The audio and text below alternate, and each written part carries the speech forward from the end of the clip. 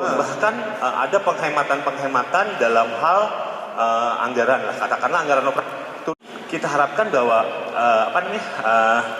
di pemerintah Provinsi Jawa Barat ini kita mengatakan Pak Presiden pada waktu itu, kita harus birokrasi kita itu harus agile. Nah, pasca penyidikan tiga hal. Yang pertama struktur, kemudian perpindahan jabatan dari struktural ke fungsional, penyederhanaan technostructure. Kita harus membuat sebuah regulasi yang betul objektif, tapi work-life dan di satu sisi PNS itu sebagai aparatur ASN keluarga kita, jangan sampai.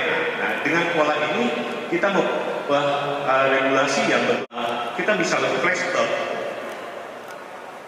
Sekali lagi, output dan outcome-nya mohon maaf. Aduh, baterai.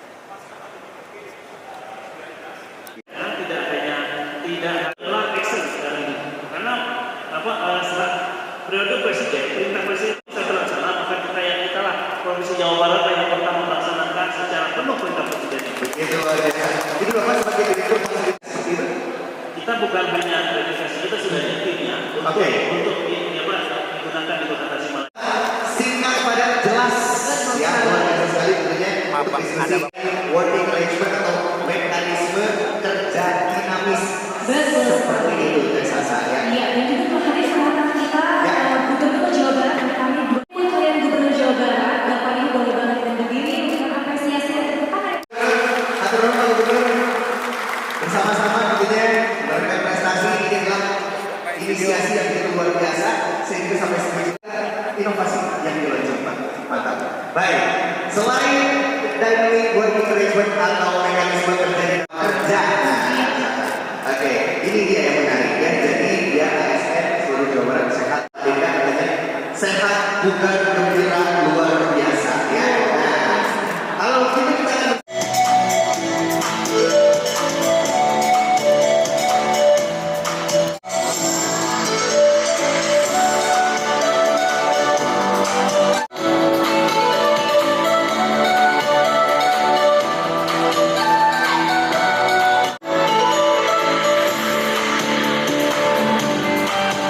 kita akan untuk diimplementasikan terjadi kantornya masing-masing. Kita mau tanya dulu sama Pak Sekda, Pak Gub, dinamis ini Pak. 4 kata. 4 boleh. Jawa Barat tadi bahwa kita senantiasa akan melakukan inovasi. Saya langsung browsing di sini. Jadi yang pernah buat semacam ini 3, 2, 1. Berkenan kiranya untuk Mas Jalan juara, silakan untuk mengangkat tangannya. Oke. Selamat siang semua. Jadi pada hari ini kita sudah melaunching 3 program gitu ya untuk Jawa Barat yang sifatnya inovatif. Yang pertama adalah Dynamic Working Arrangement, yang mekanisme kerja kita yang tanda kutip bahwa Jawa Barat saat ini sudah bisa bekerja dari mana saja gitu ya dengan kriteria. Lalu yang kedua adalah terkait dengan bugar, senam bugar di tempat kerja kita. Ini juga sangat penting. Tadi saya di dalam sambutan saya mengatakan bahwa Jawa Barat tidak sekedar melaunching, tetapi kami pun melihat referensi khususnya dari jurnal gitu ya. Jadi banyak jurnal yang kami pelajari. Ternyata gitu ya, senam di tempat kerja ini akan menambah produktivitas kerja kita. Itu poinnya. Dan yang ketiga adalah bugar.id adalah salah satu aplikasi yang lagi-lagi bahwa kita informasi terkait dengan event-event olahraga gitu ya. Baik olahraga prestasi maupun olahraga rekreasi maupun olahraga masyarakat gitu, itu akan tersedia di sana. Nah, jadi 3 jenis ini, kegiatan ini yang menjadi yang kita rilis ya di bulan ini untuk Jawa Barat. Kurang lebih demikian.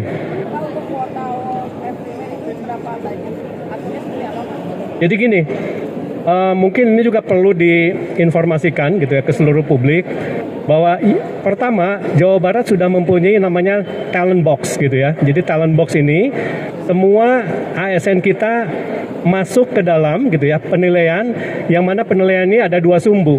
Jadi sumbu X adalah terkait dengan kompetensi atau potensi, sumbu Y-nya adalah terkait dengan kinerja. Nah, kalau sempatnya ASN-ASN yang punya kinerja yang baik, lalu kompetensinya juga baik atau potensinya baik, itu salah satu yang diberikan privilege ya, yang diberikan bahwa kesempatan untuk bekerja dari mana saja itu sangat memungkinkan. Nah, jadi kriteria itu yang kita harus pegang. Jadi semua ASN mempunyai akun gitu ya di Pemprov Jawa Barat ini. Lalu nanti setiap mereka bisa lihat dari aplikasinya. Jadi aplikasi yang mereka ini saya boleh kerja dari mana saja, apa saja gitu yang dimungkinkan. Nah, itu tinggal pilihan dari aplikasinya adalah demikian. Jadi kalau ditanya kuotanya bagaimana, itu setiap 3 bulan kita melakukan evaluasi. Jadi mungkin mereka nggak dapat di bulan ini gitu ya, atau di triwulan pertama ini, mungkin di semester pertama baru akan dapat misalnya dengan fasilitas yang berbeda-beda.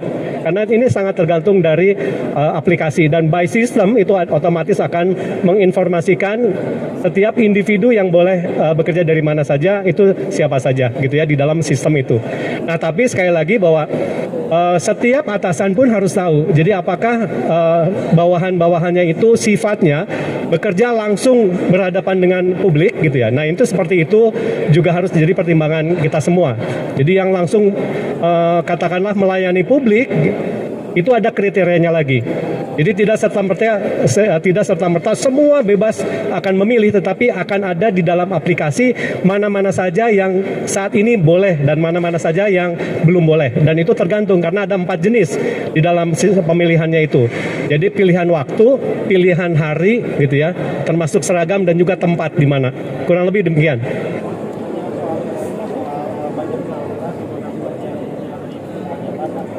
Mungkin nanti ya itu ya, tapi yang jelas bahwa saat ini kami sedang menginventarisir kembali. Jadi berapa Al-Quran yang sudah ada yang terdata di Al-Jabar ini, dan saat ini kami bekerja sama dengan teman-teman DKM gitu ya untuk melihat ini semua. Tapi sekali lagi saya menghimbau barangkali ya, ini karena saya juga salah satu yang concern dengan ini, bahwa kepada masyarakat bahwa Al-Quran tersebut adalah untuk di masjid, jadi bukan untuk dibawa pulang. Jadi oleh karena itu, kalau kita melihat misalnya di Mekah, Al-Quran itu terus bertambah gitu ya. Karena apa? Karena mereka semua banyak yang mewakafkan gitu ya, atau memberikan Al-Quran tersebut untuk masjid. Nah, jangan sebaliknya kita. Jadi saya menghimbau bahwa mudah-mudahan yang belum tahu gitu ya, yang belum tahu, kembalikan saja deh gitu ya, kalau memang merasa bahwa ada yang terbawa barangkali Al-Quran itu. Ya, yang pertama barangkali kita akan memastikan terlebih dahulu. Jadi di kelompok-kelompok mana Al-Quran itu berada gitu ya. Dan kita mau tidak mau juga harus melihat kembali itu semua, gitu, mengawasinya. Ya. Kenapa? Nah, itu dia. Kita saat ini sedang menginventarisir yang lebih tepatnya barangkali gitu. Tapi kalau saya menghimbau dari sekarang gitu ya, itu bukan Al-Quran untuk dibawa pulang. Itu saja dulu gitu ya, sampai dengan saat ini.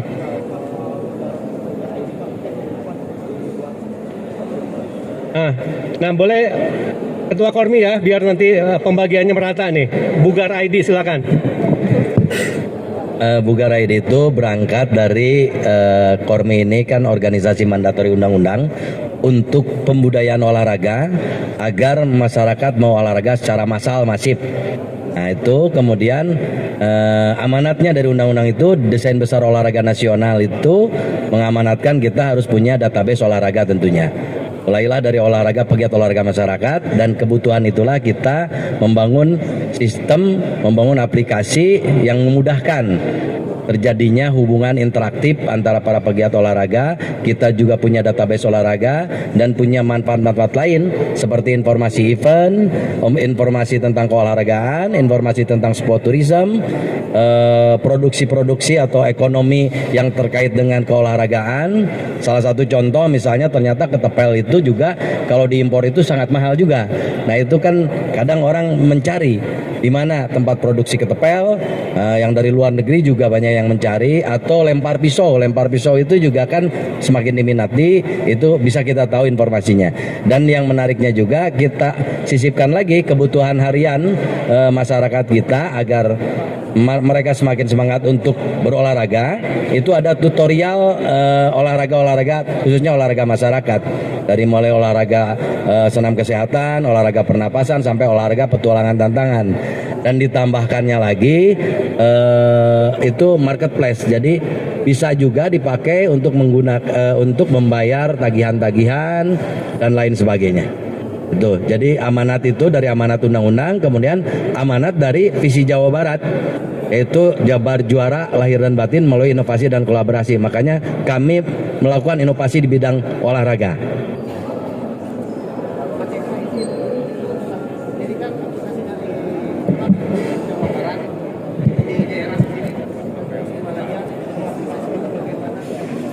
Ya, terima kasih. Kami dari Pemerintah Kota Tasikmalaya sebenarnya sudah berkoordinasi secara intens dengan teman-teman di BKD, di bagian di biro organisasi. Kita juga sudah mulai mempersiapkan untuk implementasi di Kota Tasikmalaya.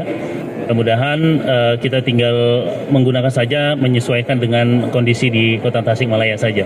Prinsipnya ini hal yang baik, karena hal yang baik, jadi rasanya bagus kiranya untuk kita terapkan juga di seluruh daerah.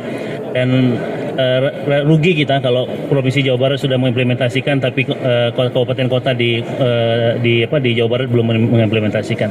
Dan ini juga kan pelaksanaan perintah Presiden. Ini juga pelaksanaan perintah Presiden, sudah juga sesuai dengan kebutuhan. Sekarang ASN kita juga memang ASN yang membutuhkan mekanisme kerja yang seperti ini. Jadi memang sudah saatnya. Jadi kalau ditanya apakah ini yang diperlukan saat ini, ya betul yang dibutuhkan saat ini.